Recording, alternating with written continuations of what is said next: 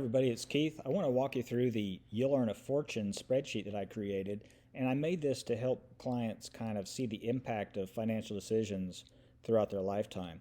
But you'll earn a fortune over your lifetime. And what I like to call this is the accumulation factor of your wealth potential. So in this example here, let's say I have a 35-year-old average American who's making, let's say, $50,000 a year.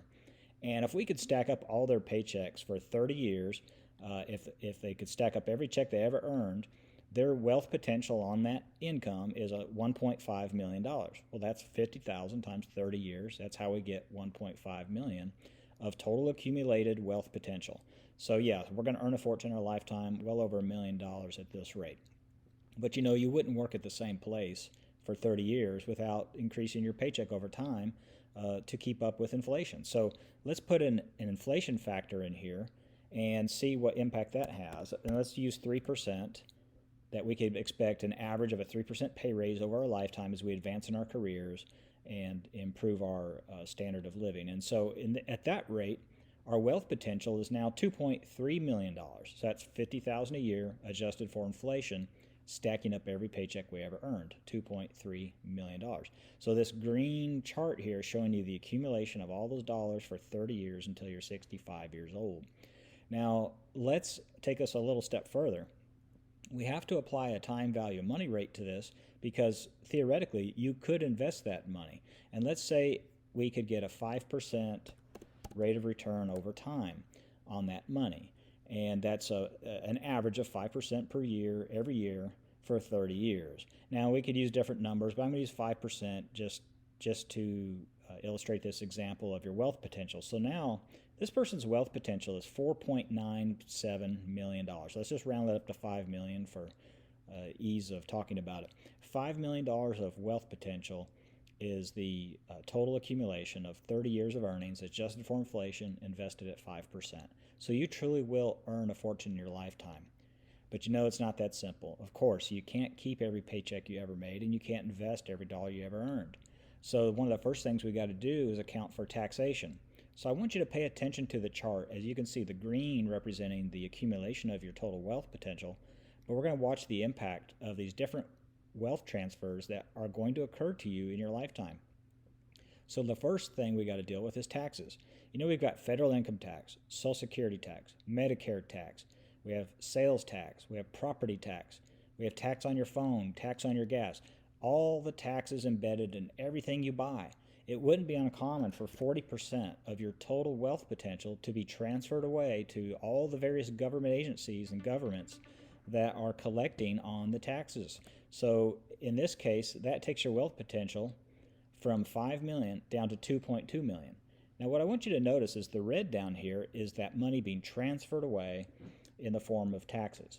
And we still have the same $5 million. It's just that half of that money, or 2.7 million of it, has been transferred away and compounded over that same period of time. And so that's a very important thing to distinguish in this graph. The green is your money. The red is how much you've transferred away that could have been yours had the transfer not occurred. Now, the next thing your average American household is going to deal with is debt payments. We got principal and interest payments on everything from mortgages, car payments, student loans, credit cards, personal loans. The list goes on and on of all the different kind of debts that folks are paying for. It would not be uncommon for a household to pay out 30% of their cash flow towards debt payments, representing another massive wealth transfer, bringing your $5 million of wealth potential all the way down. We've transferred away $3.7 million, and now our accumulation factor is $1.1 million of potential wealth in the future. But we haven't even paid for lifestyle expenses.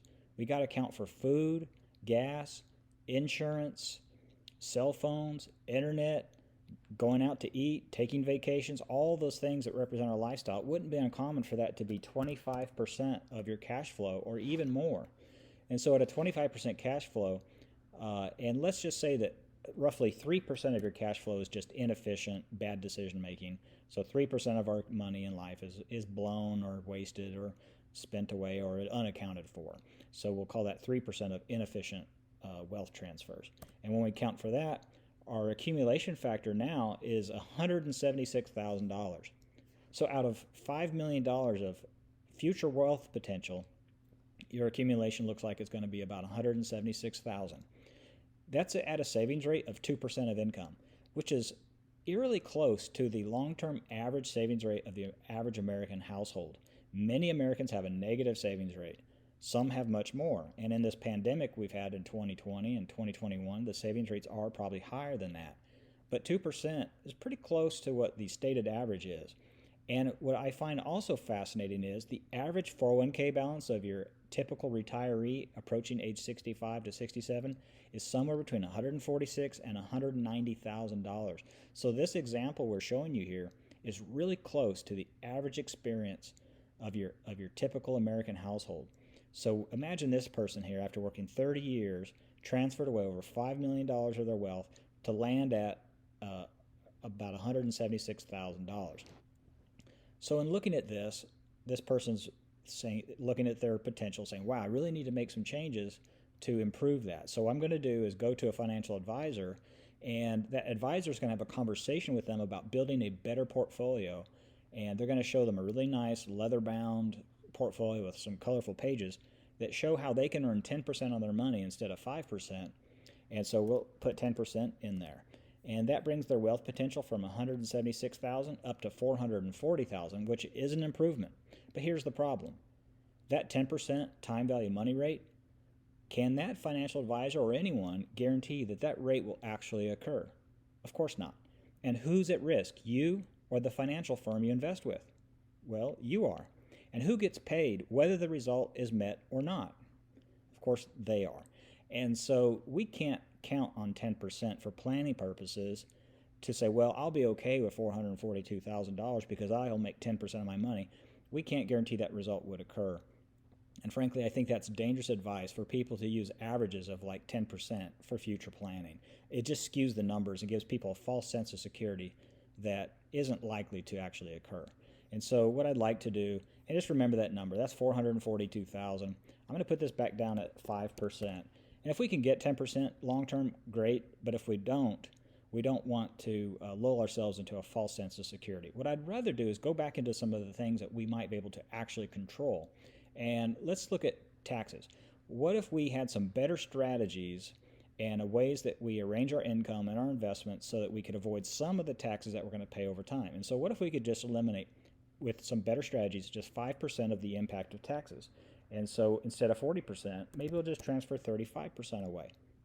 Well, that improves our wealth potential considerably.